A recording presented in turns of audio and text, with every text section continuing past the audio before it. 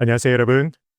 기초 소프트웨어 및 AI 입문 제13강 사물 인터넷과 자율주행 시작해 보도록 하겠습니다.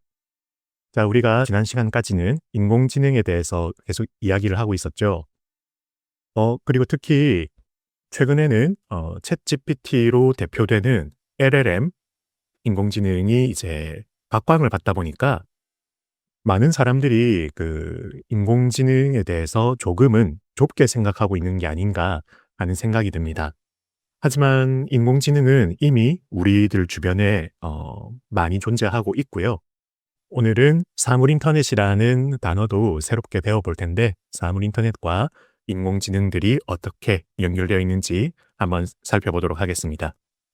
학습 목표는 첫 번째, 사물인터넷이 무엇인지 이해하고 설명할 수 있다.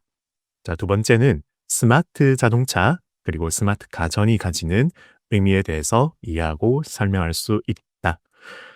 마지막으로는 우리 주변에 인공지능이 미치는 영향을 발견해낼 수 있다. 세 번째는 영향이라기보다 이런 것도 인공지능이 들어가 있겠구나. 우리 주변에서 이런 것도 인공지능이 활용되고 있겠구나 하는 것들을 이제 생각해낼 수 있게 되는 그런 것들을 말하는 거예요. 그래서 13강 사물인터넷과 자율주행은 다음과 같이 두 개의 챕터로 구성을 하였고요. 첫 번째는 사물이 인터넷에 연결되는 시대, 그리고 두 번째는 스마트 자동차, 스마트 가전 등의 원리입니다. 첫 번째, 사물이 인터넷에 연결되는 시대. 처음 들어가면서 사물 인터넷이라는 용어를 처음으로 소개를 했었죠. 사물 인터넷. 영어로 하면 인터넷 오브 띵즈라고 해서 줄이면은 IoT입니다. 인터넷 오브 띵즈, IoT. 그 사물 인터넷 또는 IoT라는 단어를 우리 컴퓨터를 공부하는 학생들이 아니면 대체로 TV 광고에서 많이 봤을 것 같아요. 어떠한 가전제품이나 또는 그런 것들을 판매하면서 우리나라 같은 경우는 LG나 삼성 같은 경우 그런 가전제품 광고에서 이런 사물 인터넷 IoT를 광고했던 것 같아요. 또는 통신사 KT 같은 곳에서도 이제 광고를 했던 것 같네요. 제가 정확한 기억이 안 나는데. 그러면은 사물 인터넷이라는 이게 어떤 의미냐? 강의 자료를 보시면 세상에 존재하는 다양한 사물, 우리가 사물이라고 하면은 주변에 있는 여러 가지들을 의미하죠. 물건도 될 수 있고요. 다양한 사물들이 센서와 통신 기능을 가지고 있다. 센서랑 통신 기능을 갖춘 채 인터넷에 연결되는 것이다. 라고 합니다. 쉽게 말해서 작은 이제 소형 기계들인데 요런 것들이 어 인터넷이 되면은 우리가 그 사물 인터넷이라고 좀 부를 수 있겠다입니다. 다양한 사물이라고 하지만 인터넷에 연결되지 않으면 우리가 IoT, 사물 인터넷이라 부르기는 좀 어려워요. 예를 들면 단순한 축구공이라든지 이거는 거기에 우리가 센서랑 통신 기능 같은 거를 넣기는 어렵죠. 그리고 우리가 그냥 펼쳐보는 교과서나 책 같은 것도 그냥 이제 그게 인터넷에 연결돼 있진 않죠. 다만 책을 볼 수 있는 이북은 우리가 휴대폰처럼 작은 기계에 인터넷에 연결돼서 우리가 구매한 전자책을 거기서 이제 다운로드 받아 가지고 볼 수 있잖아요. 그런 것들은 우리가 어찌 보면 사물 인터넷이라고 볼 수는 있겠습니다. 하지만 인터넷에 연결돼 있지 않은 단순한 교과서, 책 같은 것들은 사물이긴 하지만 사물 인터넷으로 볼 수는 없어요. 그러면은 이러한 기계들을 왜 인터넷에 연결하느냐? 사람의 개입 없이 이러한 사물들이 실시간으로 데이터를 주고받으면서 스스로 분석하고 제어한다라고 합니다. 스타듀 밸리라는 게임을 해보셨나요? 이제 게임 중에 우리가 시골에서 농사를 지으면서 이제 그 작물도 키우고 그렇게 할 수 있는 게임인데 처음에는 농작물을 키울 때 우리가 직접 물도 주고 그렇게 작물을 키워야 돼요. 그러면 게임을 할 때 보면 매일 아침 일어나서 물 떠온 다음에 농작물에 물을 주고 그다음에 그렇게 키우는 게 하루 일과거든요. 근데 하다 보면 너무 귀찮습니다. 농사를 하는 게임인데 농사 짓는 게 너무 귀찮아요. 그러다 보면 나중에 스프링클러라는 기계가 생깁니다. 스프링클러는 주변에 그 아침에 일어나면은 자동으로 물을 줘요. 그러면은 이제 원래는 제가 물 뿌리개로 물을 하루하루 줬던 거에 비해서 신경 안 써도 저는 그냥 그 씨앗만 심으면은 나중에 알아서 이제 농작물이 자라 있는 거죠. 어찌 보면 사물 인터넷이라는 게 이런 식으로 사람이 개입하지 않고 내가 할 일들을 대신해 주는 무엇이라고 볼 수도 있겠어요.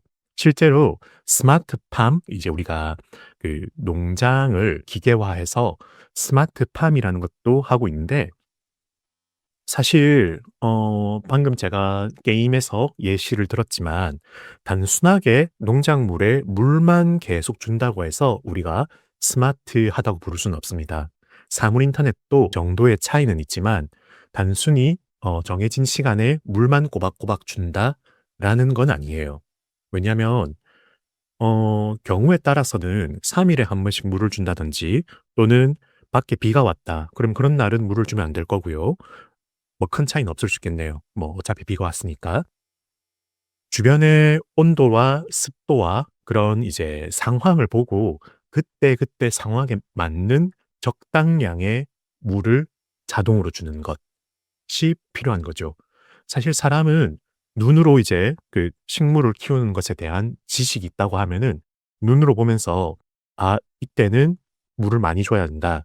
그리고 어느 정도 자랐을 때, 그리고 오늘은 좀 습하다고 할 때는 '이때는 물을 조금만 줘야 된다.' 등등 이런 지식을 활용해서 어 조절을 할 겁니다. 그런 부분에서 사물 인터넷은 사물이 센서와 통신 기능을 가지고 있다 했잖아요. 그러다 보니까는 온도와 습도를 측정할 수 있는 어떠한 센서가 있고, 그리고 그러한 정보를 이제 인터넷을 통해서 그 분석해 주는 어떤 장치에 보내고, 그런 다음에 그 장치에서는 '아, 그러면은 오늘은 물을 이만큼 줘야겠다.'라고 하면은 물 주는 이제 분사기나 스프링클러가 동작을 해서 자동으로 물을 주는 이러한 단계까지 다 거쳐야 우리가 사물 인터넷이라고 부를 수가 있습니다. 모든 것이 자동화되는 거죠. 자, 그래서 사물 인터넷은 구성 요소가 이제 5가지로 이루어져 있습니다. 그림에서는 숫자 4번까지 나와 있는데 5번까지도 설명을 할게요. 자, 첫 번째는 디바이스, 장치입니다. 첫 번째는 우리가 디바이스라고 부르는 장치예요. 기본적으로 사물 인터넷은 사물이 인터넷에 연결돼 있는 거라 했잖아요. 그러다 보니까는 그 사물에 해당하는 게 이 디바이스들입니다. 장치, 뭐 장비라 부르기도 하고 기계라 부르기도 하고 기기라 부르기도 하고, 그 이 디바이스들을 표현하는 용어는 대단히 많은데 다 같은 뜻입니다. 디바이스, 장치, 장비 또는 기계, 기기 또는 사물, 그렇겠죠. 자, 이러한 디바이스들은 결국은 어 우리 주변에 흩어져서 어떠한 이러한 이제 그 데이터를 모으는 역할을 합니다. 물론 이제 데이터를 모으는 역할도 하고 자동으로 동작하는 역할도 해요. 아까 말했던 스마트팜을 한번 예시로 들어볼게요. 그러면은 이 씨앗이 심어져 있는 이 논과 밭 이런 곳에서 온도와 습도 또는 풍향, 그리고 이제 뭐 태양빛, 여러 가지 것들을 그 측정하는 그런 센서가 필요하죠. 이런 센서들을 통해서 현재 어떤 상황인지, 사람이라면은 내가 직접 눈으로 보고 그리고 이제 느낄 만한 이런 그 정보들을 데이터화해서 데이터를 수집을 합니다. 그리고 두 번째는 네트워크입니다. 이러한 그 수집한 데이터들을 전송을 해야 돼요. 사물 인터넷은 결국 이제 사물들이 인터넷에 연결돼 있는 거니까, 인터넷에 연결돼 있지 않으면 장비들이 데이터는 수집을 했지만, 그러면 어떻게 돼요? 인터넷이 연결돼 있지 않으면 사람이 직접 그 장비를 수거해서 USB에 담아오든지 아니면 그걸 가져와 가지고 내 컴퓨터에 연결하든지 이런 식으로 대단히 귀찮은 작업을 해야 될 겁니다. 근데 그렇게는 못 하겠죠. 그래서 네트워크에 연결돼 있는 상태로 장비가 수집한 데이터가 자동으로 어디로 간다? 자, 세 번째는 플랫폼입니다. 플랫폼은 우리가 뭐 플랫폼이라는 단어를 많이 사용하는데 이러한 데이터들이 모여 있는 어떠한 서버나 또는 클라우드 정도로 생각을 하면 되겠습니다. 우리가 클라우드나 서버는 공부를 했었죠.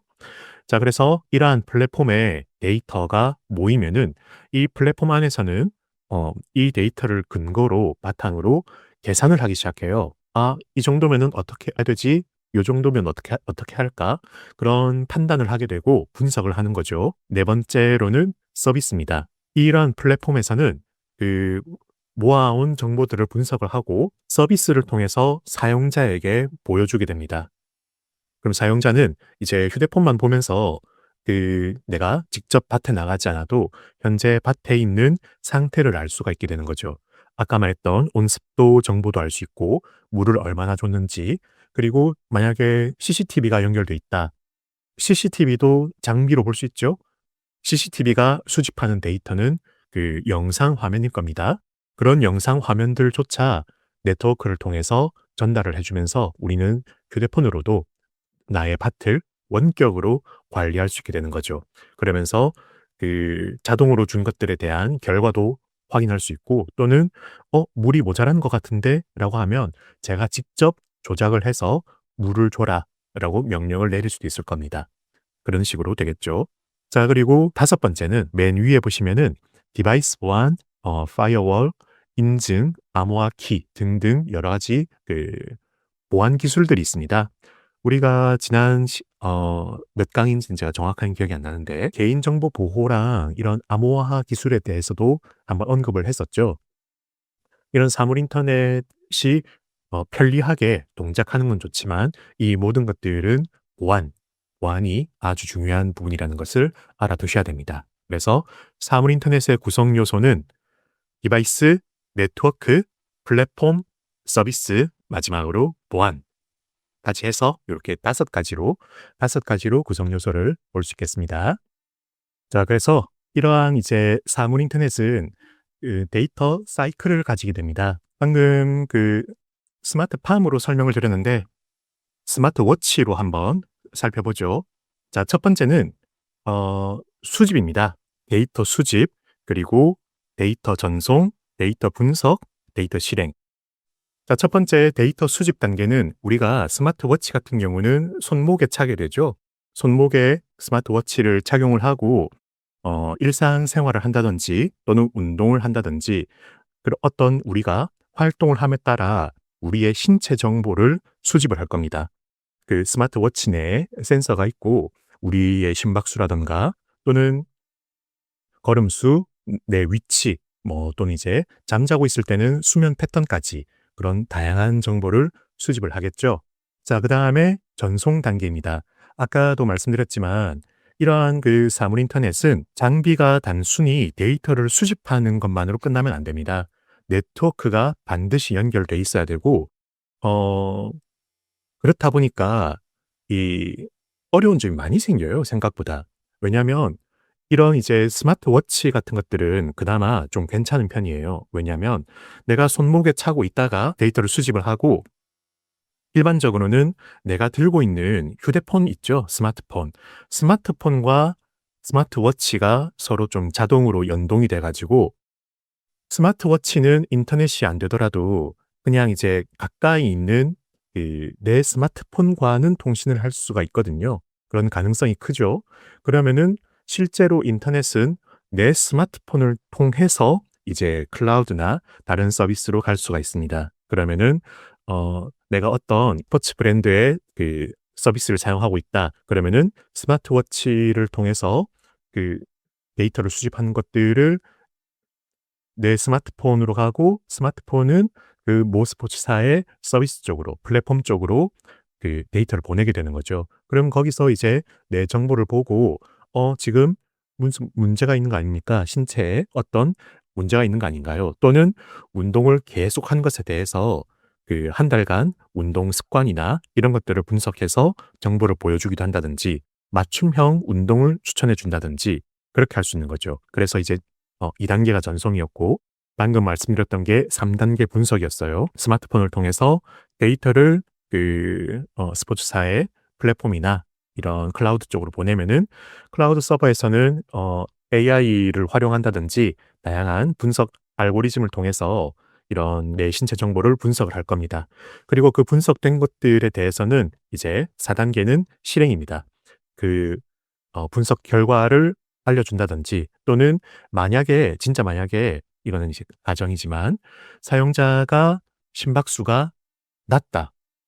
원래 이제 일반인의 심박수가 못지않게 너무 낮다라고 하면은 그런 상황에 대해서는 긴급으로 이제 구조 요청, 자동으로 119에 신고가 들어간다든지 또는 마지막으로 수집된 정보 위치들을 파악을 해서 이쪽쯤에 그 사용자 정보가 마지막으로 수집됐는데 지금 생체 활동이 너무 낮게 나온다. 이런 식으로 신고가 들어갈 수도 있겠죠. 그러면은 그것들을 보고 이제 구조대원들이 출동을 한다든지 할 수 있을 겁니다.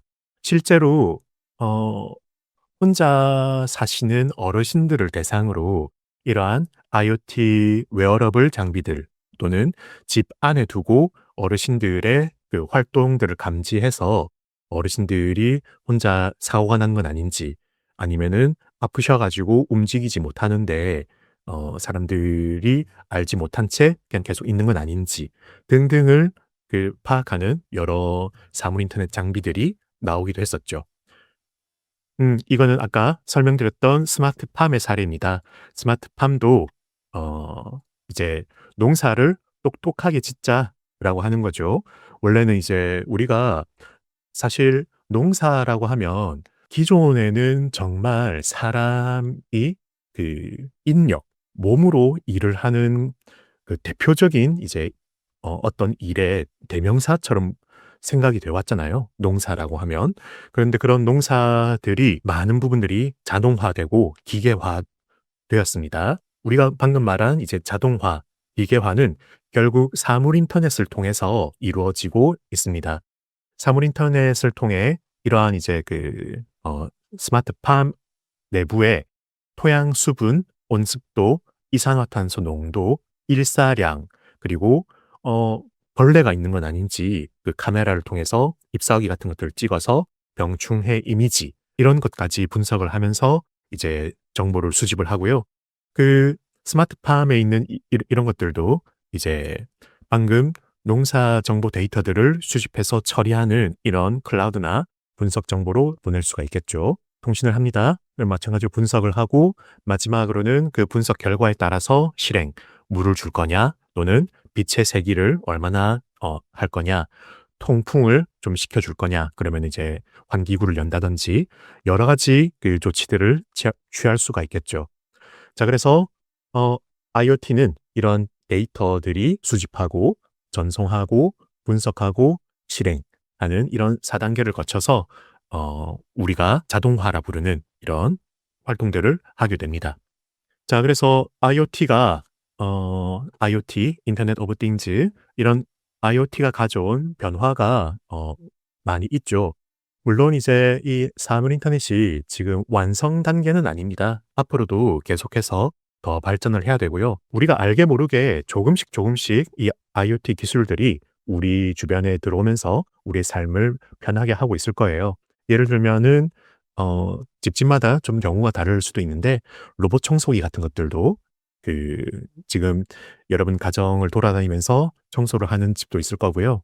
그다음에 뭐 단순한 도어락 같은 것들도 예전에는 내가 벨을 눌러야지만 열리고 문을 열어주고 했지만 이제는 주차장과 바로 연결돼서 우리 집 주차 들어오면은 우리 집 쪽에 주차장에 들어왔는데도 벌써부터 이제 벨이 울린다든지 하는 정말 여러 가지로 인터넷이 연결되고 정보들을 수집을 하면서 하나하나 편해지고 있는 것 같습니다. 자, 그러다 보니까 이런 사물 인터넷을 하는 이유는 결국은 효율성 그리고 편의성을 극대화하는 거죠.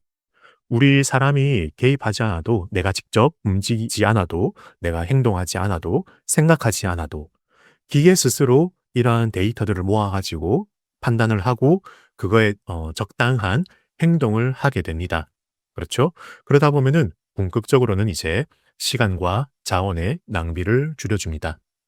이, 이 부분은 조금 고려해 볼 만한데요. 기술의 발전이 이제 뭐 자원의 낭비를 뭐 어떻게 판단해야 되는지 이건 좀 고민해 볼 필요는 있겠습니다만 어쨌든 자동화가 된다는 것들은 이러한 부분에서 우리가 여러 부분에서 그 시간도 많이 줄여 주고 효율적으로 하다 보니까는 장점이 있는 것 같습니다.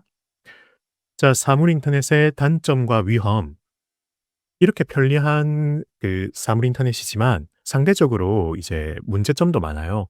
특히나 IoT 기기들은 그 컴퓨터에 비해서 우리가 사용하는 컴퓨터 그리고 스마트폰에 비해서는 작고 무선으로 연결되어 있는 경우가 많습니다. 인터넷에는 무선으로 연결돼 있고요. 또는 그리고 이제 항상 전원 장치에 꽂혀 있는 게 아니라 그 배터리로 충전해서 동작하는 경우도 꽤 많습니다. 그러다 보니까 작고 무선으로 연결돼 있고 그다음에 이러다 보니까는 상대적으로 기계의 성능이 좀 낮은 편이에요. 기계의 성능이 좀 낮다. 그 말은 보안에 대해서도 꽤나 취약하다는 뜻이 될 수도 있습니다. 컴퓨터의 성능이 좋고 하면 이제 그 보안에 관한 부분들도 우리가 기능을 추가하면서 더 이제 그 안전할 수 있는데 성능이 낮으면은 보안까지는 처리하기 힘들다 보니까 그만큼 해킹 같은 거에 취약할 수가 있습니다. 심지어 이 기계 한 개를 해킹을 하면 이 기계를 통해서 연결돼 있는 다른 기계, 또 다른 기계 이렇게 그 연쇄적으로도 해킹을 할 수 있는 가능성도 있거든요. 그래서 이런 부분들은 사물 인터넷이 꼭 신경 써야 되는 부분입니다. 자, 그래서 사물 인터넷은 이런 IoT 기기들이 더 오래 작동할 수 있도록 전원 공급도 잘 해야 되고요. 워낙 다양한 기계들이 서로 소통을 해야 되다 보니까 서로 기계들이 잘 소통할 수 있는 표준화가 필요해요. 예를 들어서 중국에서 만든 기계, 한국에서 만든 기계, 미국에서 만든 기계, 각국에서 만든 기계들이 다 다르다 하더라도 서로 이제 인터넷으로 잘 연결되고 사용하려면은 우리가 표준화라는 것이 필요합니다. 자, 스마트 자동차, 스마트 가전 등의 원리입니다.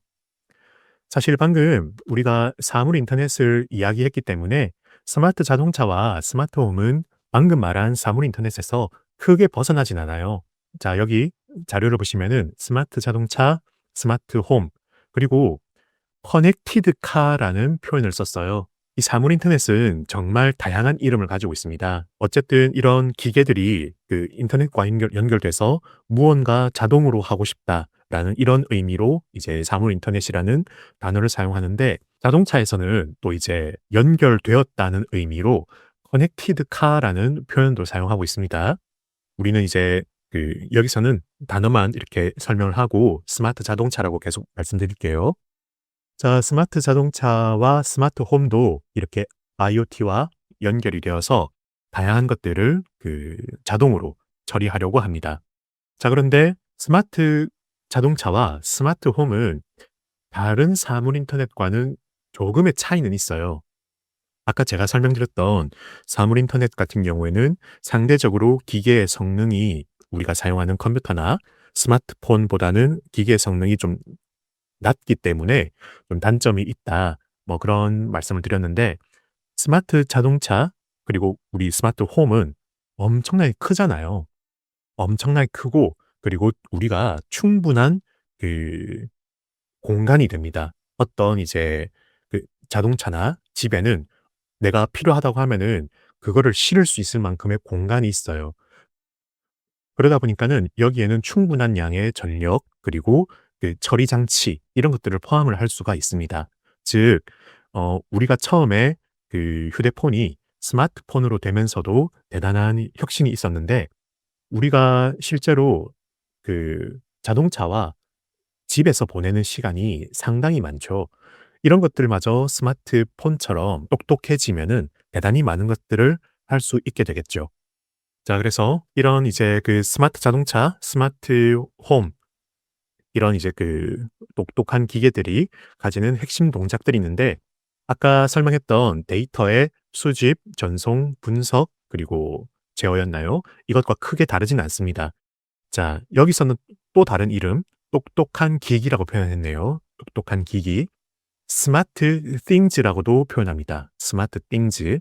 그래서 IoT라고 표현되는 여러 그 기기들 중에서도 이런 그 스마트 띵이라고 하면서 우리가 많이 사용하는 가구, 스마트 냉장고, 에어컨, 공기청정기, 그리고 이런 뭐 스마트 자동차 이런 것들을 스마트 띵즈라고도 표현을 합니다. 똑똑한 기기. 자, 이런 똑똑한 기기의 핵심 원리는 첫 번째는 인지입니다. 센싱. 자, 인지를 하다.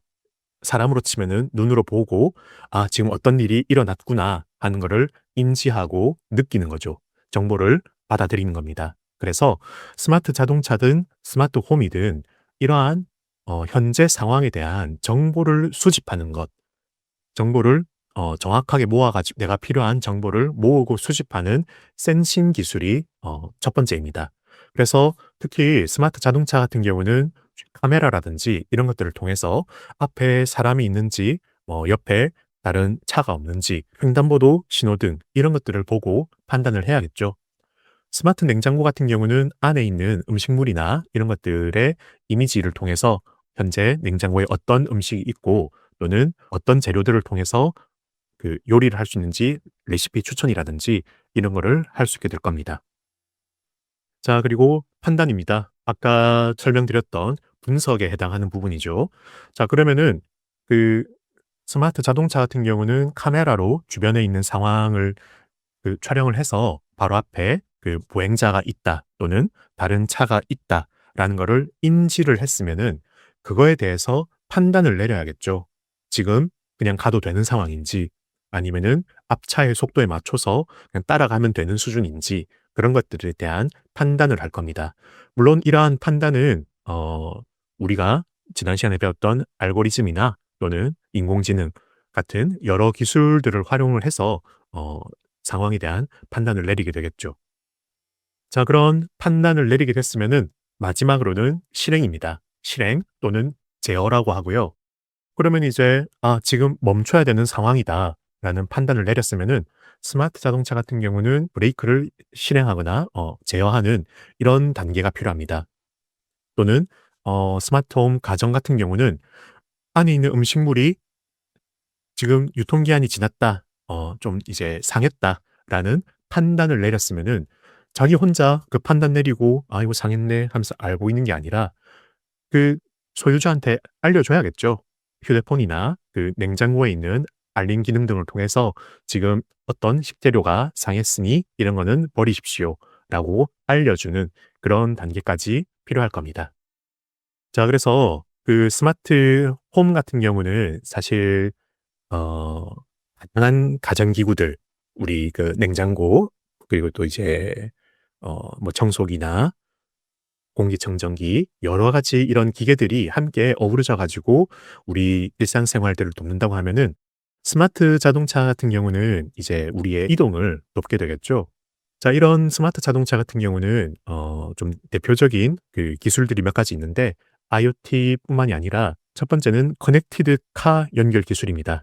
아까 말씀드렸던 이제 연결된 자동차 커넥티드 카 연결 기술 V2X라는 기술이 있는데 자, 이거는 단순히 내 자동차가 인터넷과 연결된 것뿐만이 아니라 내 주변에 있는 내 자동차의 주변에 있는 다른 사물과도 연결되는 기술입니다. 이 말은 내 앞에 옆에 있는 다른 자동차와 통신을 하면서 내가 지금 앞에 있는 자동차가 이 정도 속도로 가고 있으니까 나는 요 정도로 속도로 맞춰가야겠구나. 이런 정보도 얻을 수 있고요. 또는 저 앞에 있는 신호등 이런 것들과도 통신을 해서 지금 그 내 자동차 100 미터 앞에 신호등이 있고 저 신호등이 지금 5초 뒤에 바뀌는구나라는 정보를 미리 알아와서 그 시간에 맞춰서 이제 내 차량이 속도를 줄이는 그런 식으로도 동작을 할 수가 있어요. 이런 기술이 V2X 기술이고요. 그리고 자동차 유지 보수 기술이 있습니다. 이제 내 차량에 있는 다양한 부품들이 IoT 기술을 통해서 이 부품이 망가지기 전에 덜그럭거린다든지 또는 좀 깨진 것 같다든지 또는 이제 약해졌다는 이런 신호들을 보내면은 그것들을 발견해서 정비하라고 이제 그 소유자한테 그 알림을 보내는 거죠. 그리고 엣지 컴퓨팅입니다. 엣지는 우리가 가장자리를 의미하는 거죠. 가장자리. 자, 그럼 자동차가 이런 이제 카메라나 이런 V2X 기술을 통해서 정보를 얻어온 다음에 분석을 해야 되는데, 이러한 분석을 위해서 그 네트워크를 통해 가지고 클라우드로 또 인터넷으로 보내고 거기서 분석한 거를 받아와서 내 자동차에서 판단을 내리는 거는 이 단계가 너무 길다 보니까 느려요. 자동차는 지금 당장 0.1초 뒤에 그 브레이크를 밟지 않으면은 사고가 나는 상황인데 이런 것들을 기다리기에는 너무 늦죠. 그래서 인공지능과 같은 엄청 이제 큰 컴퓨터들이 해야 되는 이런 분석과 판단 능력을 자동차에서도 바로 할 수 있게끔 하자. 이런 이제 네트워크 전송 그 단계 중에 가장자리, 가장 맨 끝에 있는 자동차에서 처리를 하자. 중앙에서 가장 먼 자동차에서 바로 처리하자고 하는 게 엣지 컴퓨팅입니다. 엣지 컴퓨팅은 자동차뿐만이 아니라 이런 이제 사물 인터넷에서 연결되어 있는 기기단에서 바로 분석하고 처리하자라고 하는 것들이 엣지 컴퓨팅입니다. 스마트 자동차가 자율주행을 계속 하려고 하고 있죠. 지금 우리나라뿐만 아니라 전 세계적으로 자율주행 자동차들이 조금씩 나오고 있고, 뭐 테슬라라든지 그 연구를 하고 있죠. 현재로서는 그 자율주행이 대략 한 2단계에서 3단계 정도로 연구되고 있습니다. 자, 자율주행은 지금 이제 6단계로 우리가 구분을 하는데요. 첫 번째, 레벨 0, 아무것도 없는 단계. 이때는 레벨 0은 그냥 운전자가 모든 운전을 다 하는 거고요. 레벨 1은 자, 특정한 조건에서는 핸들 또는 이제 엑셀이나 브레이크, 페달 그 둘 중에 하나를 시스템이 보조하는 겁니다. 내가 사고가 날 것 같을 때 급격하게 브레이크를 밟아준다든지 대신 밟아준다든지 그런 식으로 둘 중 하나를 시스템이 보조하는 게 레벨 1. 레벨 2는 핸들과 방금 말했던 페달을 둘 다 시스템이 동시에 도와준다고 하면은 레벨 2라고 볼 수 있고요. 레벨 3은 특정 구간, 고속도로 같은 곳에서는 이제 이 시스템이 알아서 운전을 해주는 겁니다. 다만 이 시스템이 만약에 여기서 지금 운전자가 운전을 하셔야 됩니다라고 요청을 하면은 바로 사용자가 운전을 해야 되는 그런 단계의 그 자율주행이 레벨 3입니다. 레벨 4는 이제 특정한 구역을 정해놓고 그 구역에서는 운전자가 필요 없는 단계가 레벨 4고요. 이제 마지막으로 레벨 5는 특정 구간, 특정 구역 이런 구분이 필요 없이 그 모든 도로에서 운전자 없이 주행이 가능할 때 이제 완전 자동화라고 볼 수가 있습니다. 그렇기 때문에 레벨 5에서는 굳이 핸들과 페달 이런 것들이 운전을 할 수 있는 그런 장치들이 필요 없는 단계까지 가는 거죠. 자, 그래서 마지막으로 정리를 좀 해보면 사물 인터넷은 다양한 사물과 기계들을 인터넷으로 연결하는 거다. 사물 인터넷은 이 사람의 개입 없이 자동으로 동작하면서 사람의 생활을 돕고요. 스마트 자동차와 스마트 가전은 이러한 이제 사물 인터넷의 약간 이제 확장판이라고 볼 수 있겠죠. 자체적으로 충분한 처리 능력을 가지고 있는 똑똑한 스마트 띵즈이고 인공지능 기술을 활용해서 이러한 여러 가지 인지 능력, 그리고 판단 능력, 제어 능력을 가지고 있습니다. 자, 그래서 그 초반에 말씀드린 것처럼 우리 주변에는 이러한 챗GPT 같은 LLM뿐만 아니라 다양한 인공지능들이 이미 우리의 일상 속에 다양하게 존재하고 있습니다. 이런 사물들이 있으니까 여러분들 가정에서 어떤 물건들이 있는지 한번 찾아보시길 바라겠습니다. 자, 13강 사물 인터넷과 자율주행 여기서 마치도록 할게요. 감사합니다.